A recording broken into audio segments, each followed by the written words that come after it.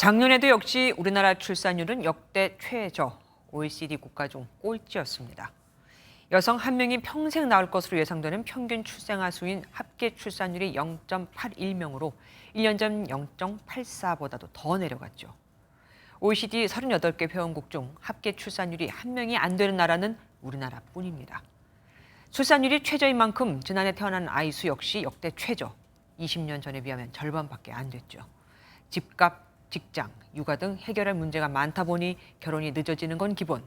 결혼을 해도 첫 애를 낳는 시기마저 갈수록 늦어지고 있습니다. 안병욱 기자가 취재했습니다.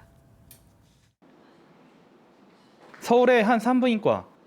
수술 현황 전광판을 보니 산모 7명 중 대부분이 30대 중후반이고 40대도 2명이나 보입니다. 지난 한 달간 이곳에서 출산한 산모 중 이른바 노산으로 불리는 만 35세 이상이 전체 산모의 60%를 넘었습니다. 그리고 35세 이상이 많아진 게 실제로 저희가 진료하는 현장에서 체감하는 현실이고요. 40세 이상의 산모도 지금 굉장히 많아졌거든요. 그래서 통계청 조사 결과 지난해 우리나라 전체 산모 중 35세 이상은 3명 중 1명이 넘는 35%로 10년 전보다 2배 가까이 늘어났습니다. 결혼을 하더라도 첫째 아이를 낳는 기간 역시 늦춰지고 있습니다.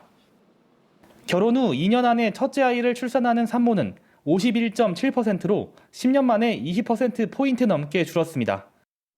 애를 낳으려면 경제적으로 조금 여유가 많이 필요할 것 같은데 사회 초년생이기 때문에 그렇게 여유가 되지 않는 상황인 것 같아서 이른바 다둥이 가정도 꾸준히 줄어 전체 출생아 중 셋째 이상이 차지하는 비중은 8.2%로 최저 수준으로 떨어졌습니다. 이런 가운데 올해 상반기 출생아 수도 12만 8천 명에 불과한 것으로 나타나 올해 역시 또다시 역대 최소를 경신할 것으로 우려됩니다. MBN 뉴스 안병욱입니다.